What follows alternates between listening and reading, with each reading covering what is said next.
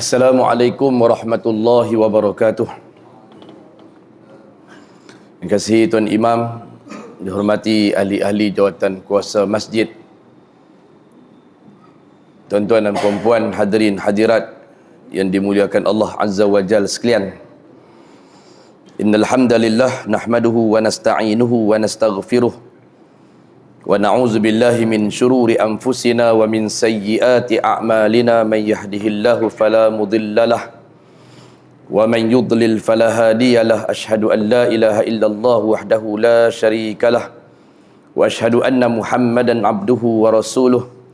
Allahumma salli wa sallim ala nabiyyina Muhammad wa ala alihi wa ashabihi wa man tabi'ahum bi ihsanin ila yaumiddin. Amma ba'd, fa inna asdaqal hadisi kitaballah wa khairal hadi hadi Muhammadin sallallahu alaihi wasallam, wa syarrul umuri muhdatsatuha wa kullu muhdatsatin bid'ah wa kullu bid'atin dhalalah wa kullu dhalalatin finnar. Usikum bi taqwallah faqad fazal muttaqun.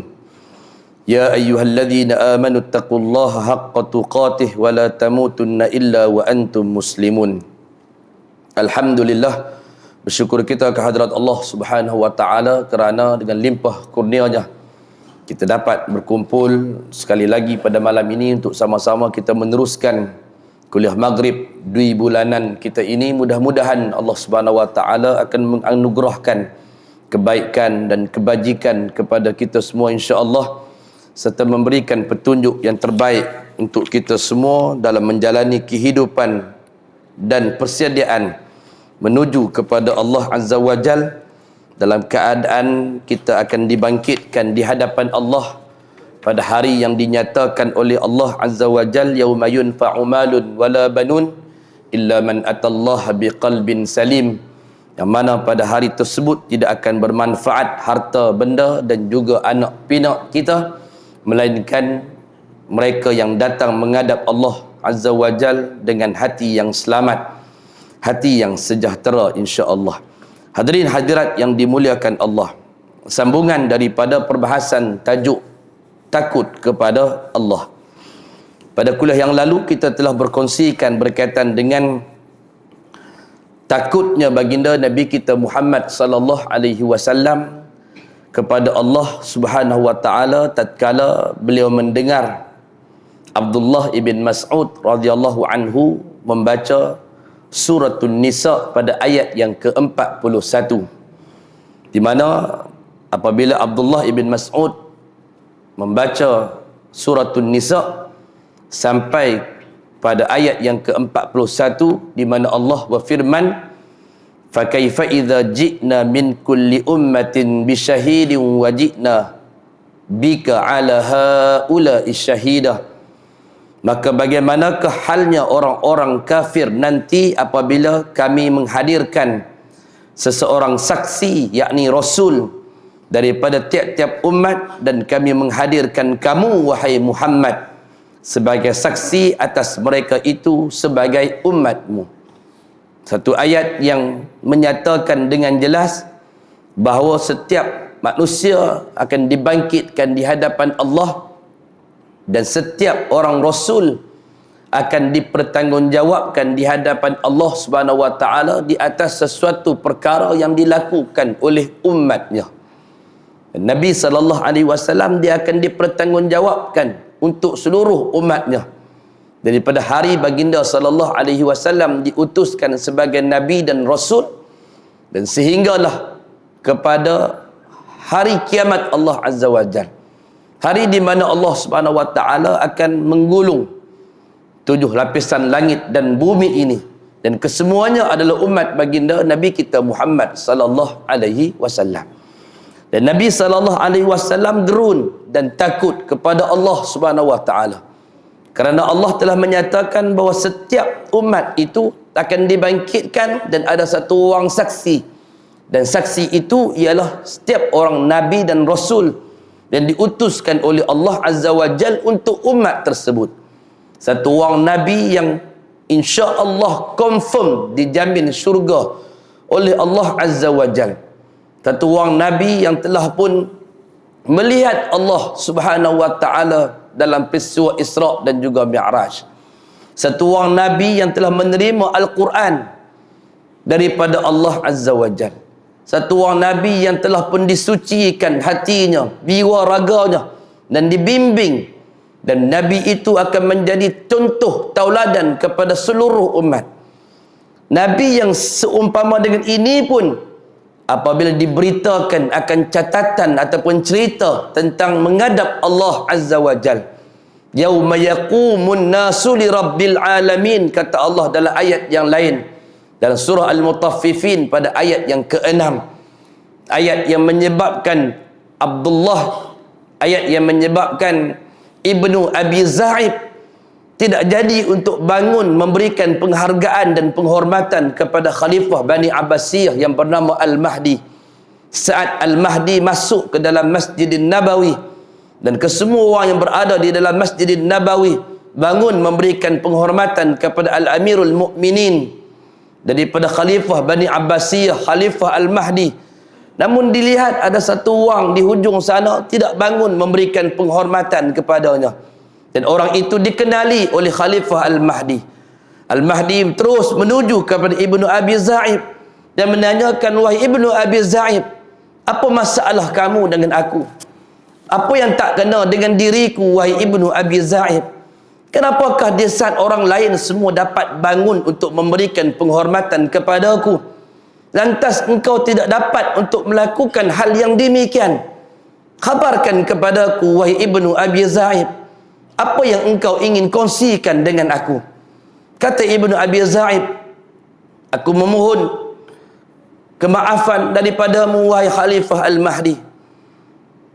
Aku sebenarnya telah mempersiapkan untuk bangun dan memberikan penghormatan kepada dirimu.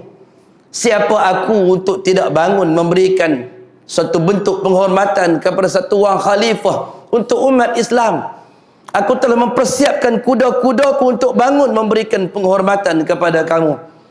Namun pada saat aku ingin bangun, tiba-tiba terlintas di fikiranku, yauma yaqumun nasu li rabbil alamin. Ya Allah menyatakan bahawa ingatlah pada satu hari nanti akan dihadapkan manusia ataupun didirikan manusia seorang demi seorang di hadapan Allah Subhanahu wa taala, Tuhan semesta alam. Aku nak bangun untuk memberikan penghormatan kepada kamu. Terlintas ayat ini bahawa aku akan mengenang saat di mana aku akan didirikan di hadapan Allah Azza wa Jal, di hadapan Allah Subhanahu wa taala, Tuhan semesta alam sendirian. Maka pada saat itu datang kegerunan dan ketakutan sehingga aku tidak dapat lagi bangun untuk memberikan penghormatan kepada kamu. Kata Ibnu Abi Zaib, kata Khalifah Al-Mahdi, ketahuilah olehmu bahawa setiap patah perkataan yang engkau ucapkan kepada aku, ketahuilah demi Allah, seluruh bulu yang berada pada tubuhku meremang kerana takutkan akan Allah Azza wa Jal. Hadirin hadirat yang dimuliakan Allah Azza wa Jal sekalian, maka ia menunjukkan bahawa takut kepada Allah Subhanahu wa taala adalah merupakan suatu perkara yang diisyaratkan di dalam syariat baginda Nabi kita Muhammad sallallahu alaihi wasallam.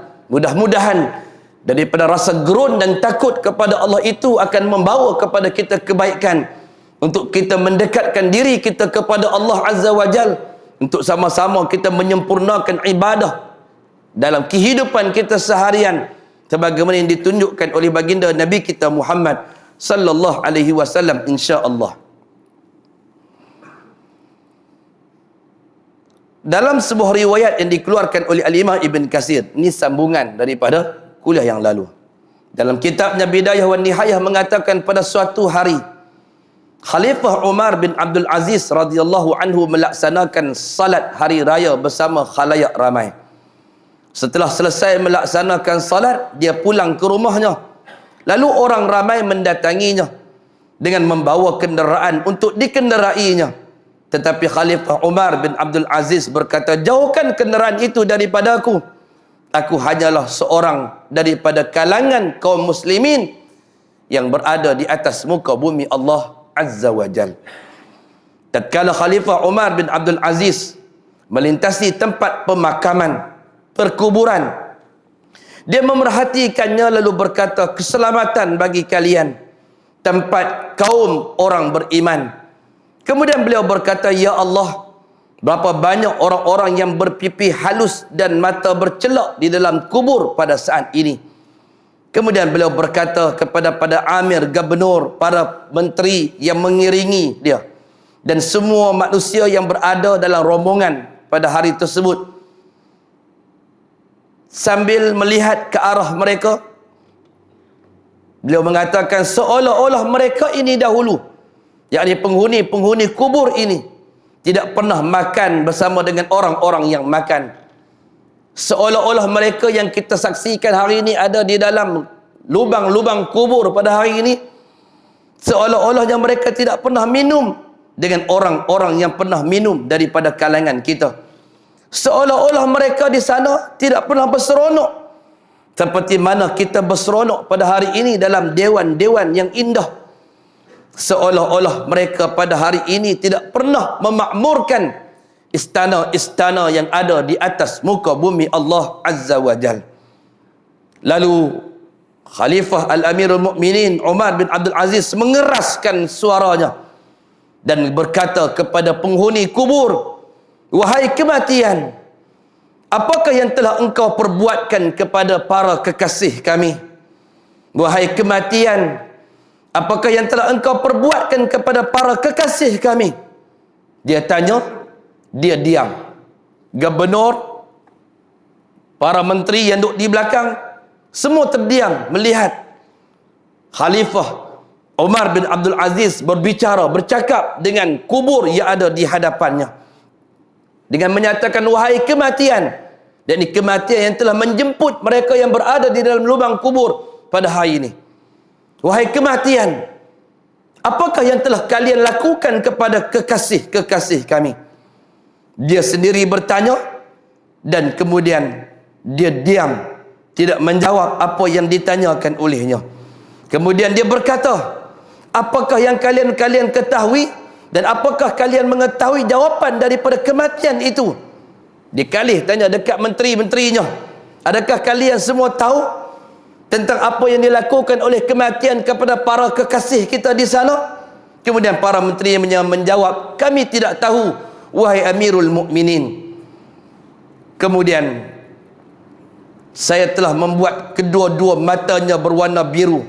Kerana dia kata, ketahuilah bahawa sesungguhnya kematian telah membuat kedua-dua mata, dulu ada mata kekasih kita yang berwarna biru, memakan kedua-dua biji matanya, memisahkan kedua-dua pergelangan tangan, memisahkan pergelangan kedua kaki dan betis, dan kedua betis daripada kedua lutut.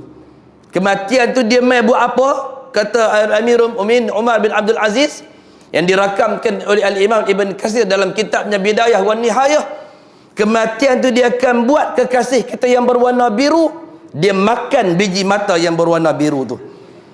Dia akan melekangkan di antara pergelangan tangan dengan siku-siku dengan lengan.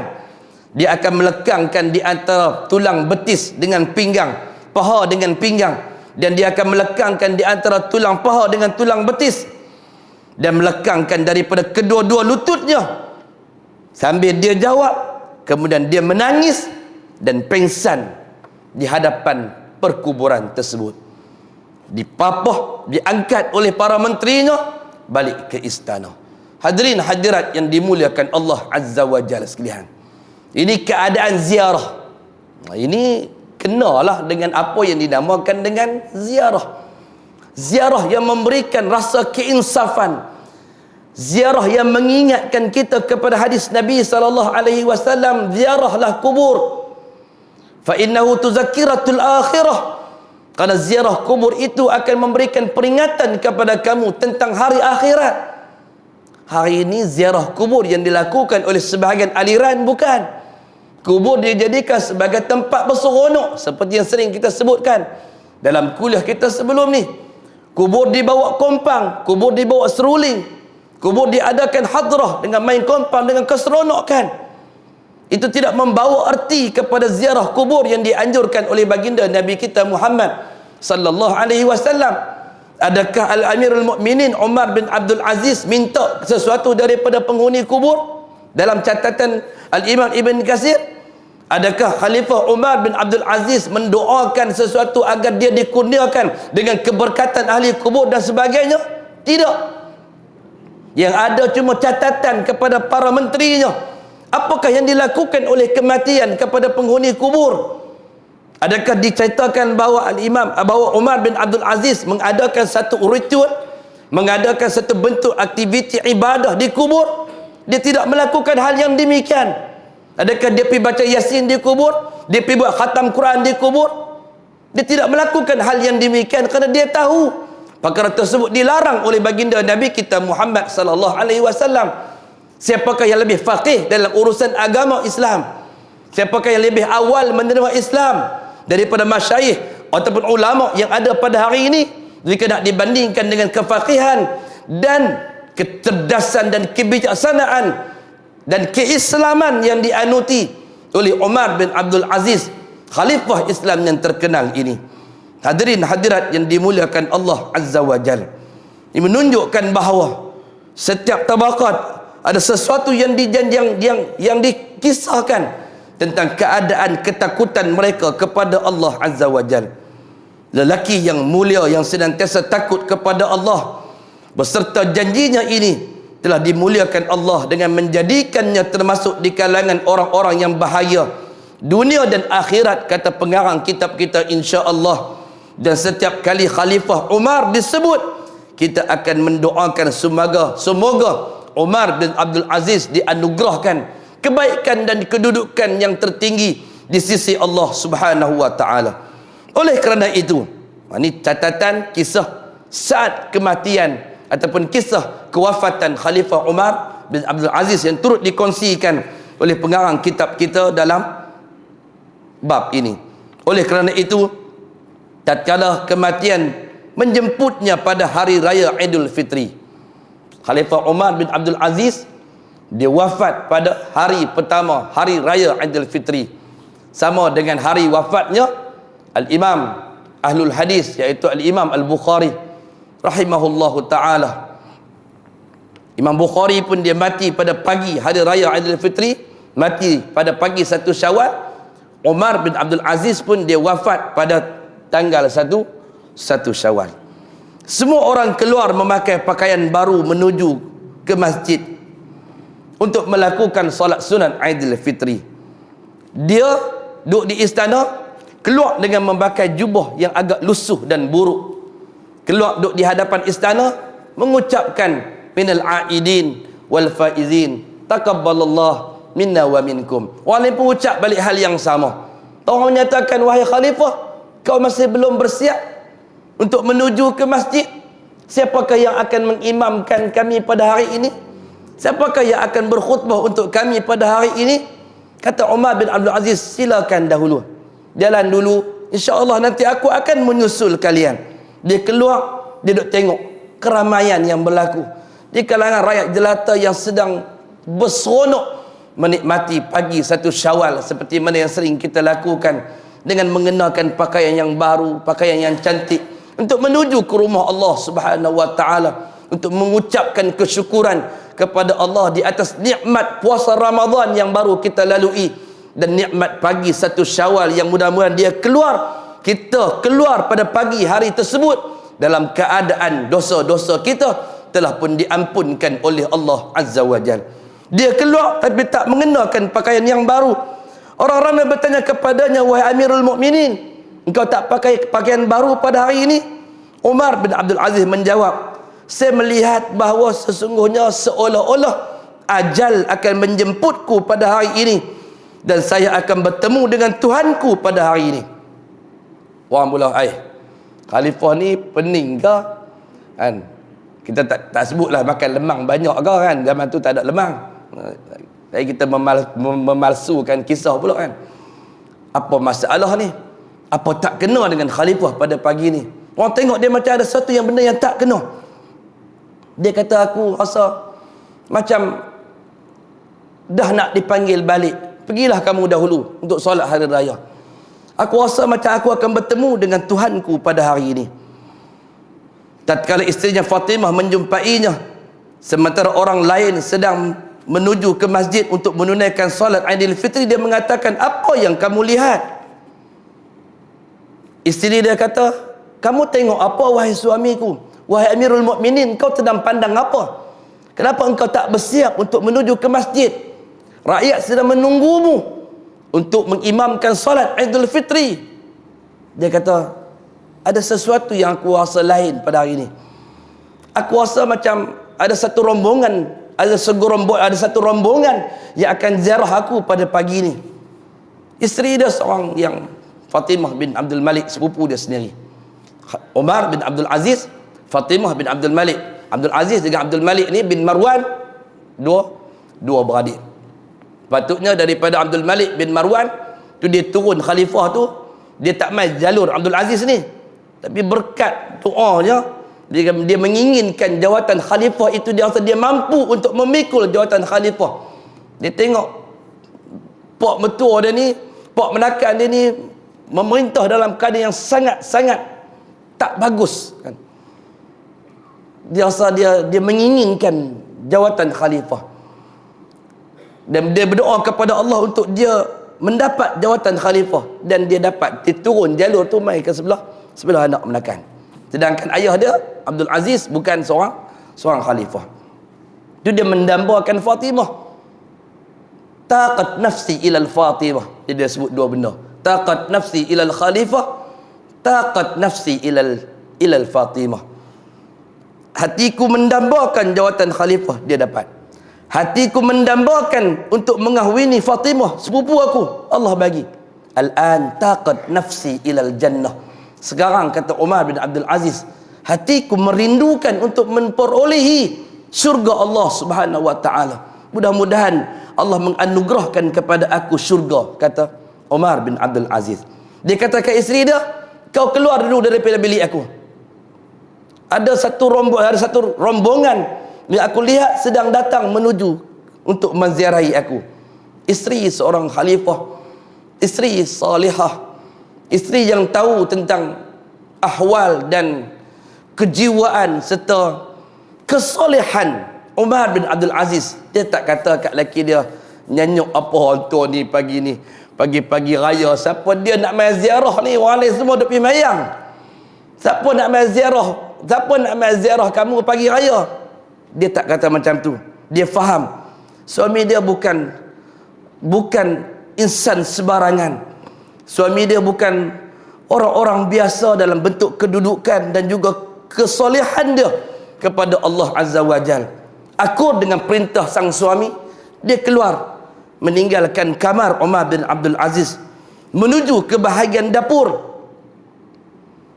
Kemudian sampai di bahagian dapur, tak ada nak urus apa yang dia nak urus, tiba-tiba dengar ada bunyi gelas jatuh daripada bilik Khalifah Umar bin Abdul Aziz. Maka fahamlah sekarang Fatimah bahawa sesungguhnya yang dikatakan ada rombongan, segerombolan rombongan yang datang nak ziarah itu bukanlah rombongan daripada manusia, tapi itu rombongan yang datang daripada malaikat Allah Azza wa Jal, datang untuk mencabut dan membawa keluar ruh Umar bin Abdul Aziz untuk dibawa naik menghadap kepada Allah Subhanahu wa taala. Saya, dia kata, keluar Ustaz, ada rombongan datang ziarah aku. Dia keluar pergi ke dapur. Kita tak pasti jauh mana di antara bahagian kamar dengan ruang dapur. Pergi bahagian dapur, tak ada nak pegang kot camca kacauan, dengar bunyi gelas jatuh. Patah balik, tengok Umar sudah terbaring di atas kasurnya. Wafatlah Umar bin Abdul Aziz pada pagi Aidilfitri. Kemudian orang sana semua semayang. Selesai semua khutbah, kemudian terus sampai ke pengetahuan imam dan diumumkan secara rasmi bagi kerajaan Bani Abbasiyah, diumumkan kepada seluruh rakyat jelata yang sedang menikmati, yang sedang merasai kenikmatan dan keseronokan menyambut hari raya Aidilfitri pada pagi hari raya dengan satu berita duka cita daripada kerajaan Bani Abbasiyah, iaitu berita kemangkatan Khalifah Al-Amirul Mukminin Umar bin Abdul Aziz. Suasana pada ketika itu, kata sebagian ulama, yang awalnya dengan penuh sukaria, dengan penuh keceriaan dan sebagainya, pengumuman yang tidak ada satu pun biji mata yang mengalirkan air mata kerana keinsafan dan kerana berdukanya mereka di atas berita kewafatan khalifah yang mereka cintai. Hadirin hadirat yang dimuliakan Allah Azza wa Jal, semoga Allah Subhanahu wa taala merahmatinya. Oleh sebab itu Syekhul Islam Al-Imam Ibn Taymiyah berkata mengenai rasa takut yang diminta, ialah rasa sampai dapat mencegahmu daripada kemaksiatan. Itulah takut yang digalakkan di dalam Islam. Adapun kalau lebih daripada itu, maka hal itu tidak digalakkan di dalam Islam. Takut hanya sekadar membawa diri kita taqarrub ila Allah Subhanahu wa taala. Bukan satu hal takut sehingga kita tidak berani untuk melakukan hal-hal ibadah kepada Allah Azza wa Jal. Takut kepada Allah sampai tak mau solat. Takut kepada Allah bimbang dengan ancaman fawailul lil musallin, neraka wailah yang layak bagi orang yang mengerjakan solat. Takut kepada Allah, takut nak mengerjakan solat sampai tak berani nak solat kerana takut nak diancam neraka. Dan berlaku pelbagai was-was dalam kehidupan, berlaku pelbagai was-was dalam hal ibadah, dalam ketidakketentuan dirinya dalam melakukan hal ibadah kepada Allah Azza wa Jal. Hadirin hadirat yang dimuliakan Allah, takut kepada Allah ialah takut yang mampu menggalakkan kepada kita untuk mencegah diri kita daripada kemaksiatan dan melakukan hal-hal kebaikan kepada Allah dalam rangka bentuk tuntutan menyempurnakan sunnah yang ditinggalkan oleh baginda Nabi kita Muhammad sallallahu alaihi wasallam. Bagi mereka yang masih lagi berani untuk melakukan perkara-perkara bid'ah di dalam agama, ketahuilah bahawa sesungguhnya belum sampai rasa takut di dalam dirinya terhadap ancaman-ancaman daripada Allah dan juga Nabi-Nya Muhammad sallallahu alaihi wasallam untuk meneruskan dan berpada-pada dengan agama yang telah disampaikan oleh baginda Nabi-Nya Muhammad sallallahu alaihi wasallam.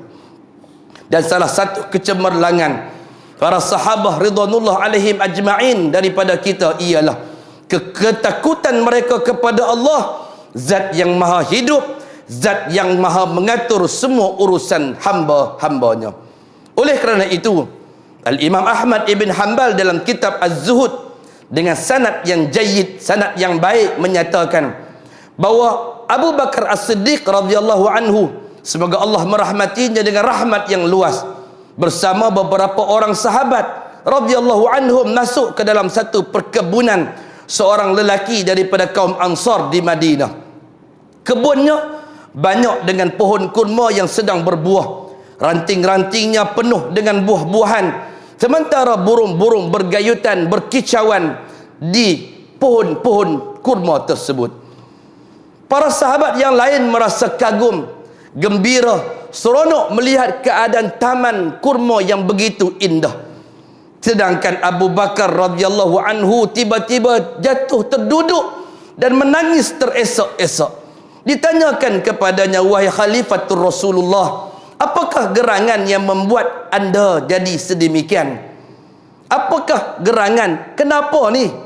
Kita main sonok-sonok nak tengok kebun yang cantik, kebun yang indah, ada saliran air di celah-celah lorong-lorong kurma, pohon kurma yang keluar ranting buah yang cantik, burung-burung yang berkicauan. Sepatutnya kita datang untuk ini kita kata apa? Healing. Kita nak rawat jiwa kita, kita nak hilangkan stres kita dan sebagainya. Orang lain sedang bergembira, tiba-tiba dia jatuh, duduk tersandak di batang kurma dan menangis teresak-esak. Apakah gerangan olehmu wahai Khalifatul Rasulullah? Kemudian kata Abu Bakar radhiyallahu anhu, aku melihat burung-burung yang sedang berterbangan di dalam taman ataupun kebun kurma ini. Betapa beruntungnya kalau kita jadi burung yang mendatangi satu pohon, makan buah, terbang ke satu pohon, makan buah, dahaga, turun minum air di kali, kemudian naik terbang dan makan lagi. Indahnya kalau kita menjadi seekor burung, kata Abu Bakar As-Siddiq radhiyallahu anhu. Kemudian sampai cukup usia dia akan mati dan dia tidak akan dihisab dan diazab oleh Allah Azza wa Jal. Oh, seandainya saya seperti burung ini. Oh, seandainya ibuku tidak melahirkan diriku. Kemudian akhirnya para sahabat yang lain semuanya menangis. dengan ucapan yang dikeluarkan oleh Abu Bakar As-Siddiq radhiyallahu anhu wa ardah. Dalam bab ni tuan-tuan, kita akan banyak dihidangkan dengan kisah, dia bermula dengan kisah khalifah, dengan kisah Nabi kita Muhammad sallallahu alaihi wasallam, kemudian dia akan bawa kepada kita kisah-kisah para salafus salih yang menunjukkan keadaan takutnya mereka kepada Allah Azza wa Jal. Kata pengarang kitab kita Dr. Aid Al-Qarni, cuba perhatikan keadaan sahabat mulia ini. Padahal Rasulullah sallallahu alaihi wasallam telah memberikan khabar gembira kepadanya tentang surga. Oh, yang ni berat tuan-tuan. Kita bukan jiran Rasulullah. Kita jauh daripada Rasulullah sallallahu alaihi wasallam. Kita tidak ada apa-apa jaminan. Ni yang menangis tuan-tuan. Yang menangis teresak-esak melihat keindahan kebun kurma dan berterbangannya burung-burung dalam kebun kurma ini adalah satu orang yang telah dijamin syurga oleh baginda Nabi kita Muhammad sallallahu alaihi wasallam. Manusia pertama atas muka bumi yang dijamin syurga oleh baginda Nabi kita Muhammad sallallahu alaihi wasallam. Manusia yang namanya terpahat, kisahnya terpahat dalam menemani hijrah baginda Nabi kita Muhammad sallallahu alaihi wasallam. Iz qala li sahibihi la tahzan innallaha ma'ana. Tidak ada khilaf di kalangan para ulama tafsir ketika membicarakan ayat, ketika dikatakan oleh baginda Nabi kita Muhammad sallallahu alaihi wasallam kepada sahabatnya, jangan bersedih, sesungguhnya Allah bersama-sama dengan kita. Siapakah sahabat baginda Nabi kita Muhammad sallallahu alaihi wasallam itu? Tidak ada khilaf di kalangan para ulama. Sahabat itu ialah Abu Bakar As-Siddiq radhiyallahu anhu wa ardah.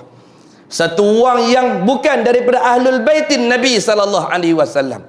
Satu orang yang bukan daripada jalur keturunan baginda Nabi kita Muhammad sallallahu alaihi wasallam. Namun dialah yang dikatakan oleh Nabi sallallahu alaihi wasallam, arahkan murru bi Abi Bakrin, arahkan kepada Abu Bakar fayuqimil salah, untuk dirikan salat. Abu Bakar kalau nak kira daripada bentuk ahlul bait dan kedekatan, kena pilih Ali bin Abi Talib untuk mengimamkan salat. Saat nazaknya baginda Nabi kita Muhammad sallallahu alaihi wasallam. Namun tak dipilih Ali menantunya untuk mengimamkan salat. Bahkan Ali dah duduk di level yang keempat nanti. Lepas Abu Bakar nampak Umar untuk dilantik. Umar waktu saat sakit dia nampak Abu Ubaidah bin Amir Al-Jarrah. Kemudian tak pilih siapa. Umar tak letakkan siapa yang nak dipilih. Abu Bakar letak terus, lepas aku pilih Umar. Umar dia duk nampak Abu Ubaidah Al-Jarrah untuk jadi khalifah. Namun dia tak letakkan wasiat. Dan kemudian selepas kematian Umar, maka yang buat cula undi dialah Abdurrahman bin Auf. Dia yang diamanahkan untuk buat cula undi di antara Uthman ibn Affan dengan Ali bin Abi Talib. Siapakah yang akan naik menjadi khalifah yang ketiga menggantikan Umar bin Al-Khattab? Daripada cula undi yang dibuat oleh Abdurrahman ibn Auf, maka masyarakat dan sebahagian besar para sahabat memilih Uthman ibn Affan untuk dijadikan sebagai khalifah yang ketiga. Walaupun Uthman bin Affan bukan juga jalur daripada bawah, daripada Bani Hashim, dia mai daripada atas Bani Umayyah. Lepas tu kerajaan yang diasaskan oleh Muawiyah bin Abi Sufyan dinamakan dengan kerajaan Bani Umayyah. Ali dah lepas keempat. Ini bukan menunjukkan tentang keturunan. Ini bukan menunjukkan tentang siapa kamu, kedudukan kebangsawanan kamu. Kedudukan kita di sisi Allah Subhanahu wa taala adalah bergantung sepenuhnya kepada apa yang kita lakukan, apa yang kita amalkan, apa yang kita persembahkan kepada Allah Azza wa Jalla. Sebab itu dalam hadis sahih Muslim, Nabi SAW bersabda, man bata'a amaluh, siapa yang amalan dia lambat, siapa yang amalan dia slow, siapa yang amalan dia terkupah-kupah, amalan dia terjungkit-jungkit, amalan dia yang terkatik-katik, macam-macam lah kita nak sebut tentang bati, lambat tu nak terjemah apa? Man bata'a amaluh, siapa yang amalan dia lambat, amalan dia tak sampai, lam yusri' bihi nasabuh, kata Nabi SAW. Nasab, mulia keturunan yang dia ada tak mampu untuk mempercepatkan amalan dia sampai kepada Allah Azza wa Jalla. Ini menunjukkan bahawa amalan bukan keturunan, Bukan suatu perkara yang dipandang oleh Allah.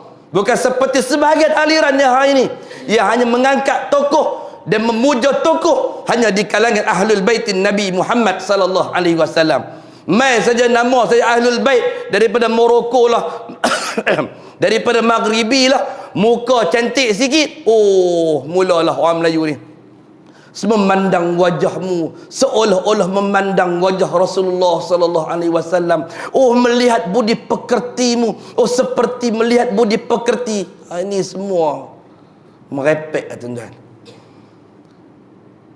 Tak begitu agama yang dibawa, bukan itu ajaran dia. Bukan didatang untuk mengangkat, menyanjung dan sebagainya. Kalau itu yang berlaku, maka kita tak ubah seperti Syiah. Ia hanya meletakkan kepimpinan-kepimpinan ulil amri dan umara dan ulama hanya semua daripada kalangan ahli baitin Nabi Muhammad sallallahu alaihi wasallam. Bukan ahli bait ni kira tak ada apa, hamba, tak ada apa, kosong, tak ada nilai. Itu bukan, tuan-tuan. Kalau tidak Nabi tak menyatakan yang demikian. Kalau tidak Nabi tidak mengatakan laula Fatimah bintu Muhammad saraqat laqata'tu aydiyaha. Kalau aku tengok Fatimah binti Muhammad, kalau Fatimah binti Muhammad mencuri, artinya saya akan kepotong tangannya, kata baginda Nabi kita Muhammad sallallahu alaihi wasallam. Kalaulah keturunan yang nak diangkat, kalaulah kerana keturunan kita dimuliakan dan amalan kita diterima oleh Allah Subhanahu wa taala, rugilah kita, tuan-tuan. Tak dilahirkan daripada kalangan ahlul baitin Nabi Muhammad sallallahu alaihi wasallam. Rugi kita. Tapi dilahirkan daripada perut ibu yang bagaimana, keturunan yang macam mana, itu bukan pilihan. Yang nak dilihat oleh Allah Subhanahu wa taala, yang akan dinilai oleh Allah Subhanahu wa taala ialah siapa yang lebih baik amalnya, ahsana amala. Dan nak dilihat ialah atqakum, siapa yang lebih bertakwa di antara kalian. Kalau satu ahlul baitin Nabi itu mengikuti sunnah Nabi sallallahu alaihi wasallam, menjalani kehidupan amalan seperti yang tertera di dalam hadis sahih baginda Nabi kita Muhammad sallallahu alaihi wasallam, kata orang Arab ala ra'si wal ain, di atas batu jemala dan juga di atas payungan mataku, kita angkat dia. Engkau layak untuk berada di tempat mana engkau berada. Dahlah keturunan bagus, elok pula budi pekerti, meninggalkan perkara bid'ah, menghidupkan sunnah Nabi Muhammad sallallahu alaihi wasallam.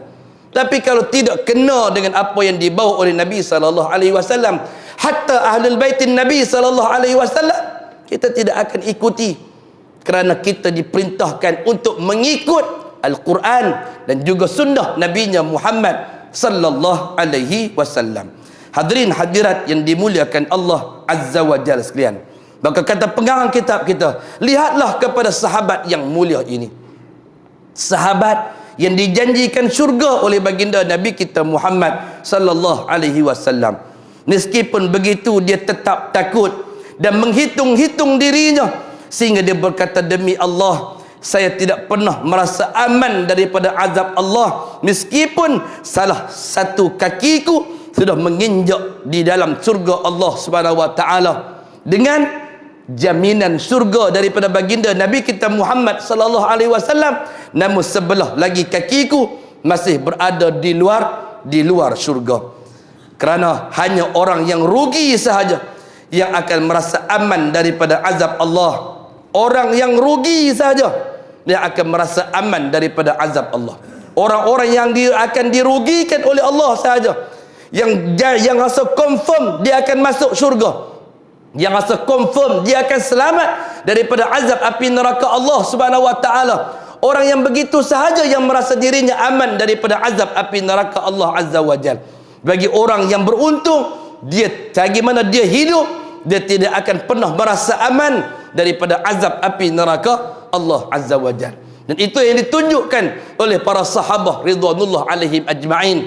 Seperti yang tuan-tuan pernah dengar tentang kisah Abu Ayyub Al-Ansari, satu orang sahabat mulia yang Nabi SAW tidur di rumahnya pada hari-hari awal ketika berlaku penghijrahan baginda Nabi kita Muhammad SAW dalam usia yang lanjut, hidup pada zaman Rasulullah, Abu Bakar, Umar, Uthman, Ali, mai zaman Muawiyah bin Abi Sufyan, mai zaman Yazid bin Muawiyah, anak kepada Muawiyah, nak buka kota Konstantinopel, usia dah 80 tahun lebih, masih lagi menyelit masuk dalam grup ketenteraan Yazid bin Muawiyah untuk menuju ke kota Konstantinopel di Turki hari ini, untuk membuka wilayah Islam di situ. Yazid mengatakan, wahai Abu Ayyub Al-Ansari, bukan usiamu sekarang untuk keluar berjihad, bukan usiamu untuk keluar berjihad menuju kepada Allah, bukan. Ini masa untuk kamu duduk sembahyang, baca Quran, i'tikaf, sudah. Tapi kata Abu Ayyub Al-Ansari, ambil pedang, angkat pedang, tak atas bau, membaca wanfiru khifafan wasiqalan, infiru khifafan wasiqalan wajahidu bi amwalikum wa anfusikum fi sabilillah zalikum khairul lakum in kuntum ta'lamun. Ketahui, keluarlah kamu untuk keluar berjihad, baik dalam keadaan senang maupun dalam keadaan susah, kata Allah Azza wa Jalla. Dan keluarlah untuk berjihad, bermujahadah kepada jalan Allah Subhanahu wa taala. Itu adalah lebih baik bagi dirimu jika kamu mengetahuinya. Yazid bin Muawiyah tak mampu untuk tahan, dia punya himmah yang tinggi untuk keluar berjihad menuju kepada Allah Azza wa Jalla. Dalam perjalanan Nabi, mati Abu Ayyub Al-Ansari, meninggalkan satu wasiat. Wasiat tersebut ialah, jika aku mati dalam perjalanan ni, dalam pertempuran ni, tolong kebumikan jenazah aku dalam wilayah tanah pihak musuh, untuk aku tunjuk kepada Allah Azza wa Jal bahawa aku telah pun keluar daripada negeriku untuk berjuang dan menyebarkan agama Islam. Bawa dan kebumikan jenazah aku masuk ke dalam wilayah orang kafir. Baca wasiat, kata Yazid, macam mana ni? Ni satu wasiat yang sulit, susah. Tapi Yazid ni satu orang yang tuan-tuan pun mungkin tahu, dia ada keangkuhan, dia ada satu credibility, kepimpinan yang sangat tinggi. Maka dia buat keputusan, dia nak langgap masuk dalam kota Konstantinopel, ditahan oleh tentera salib.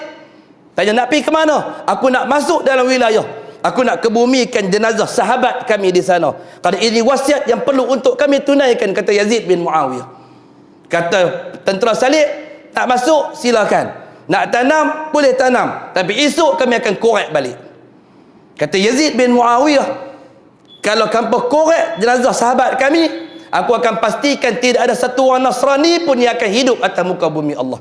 Tidak ada satu kanisah pun yang akan didirikan, melainkan semua akan aku robohkan, kata Yazid bin Muawiyah. Dan dikebumikan jenazah Abu Ayyub Al-Ansari di dalam wilayah kota Konstantinopel, dan tak dikorek sampai hari ini. Ini kekuatan orang yang takut kepada Allah Azza wa Jal.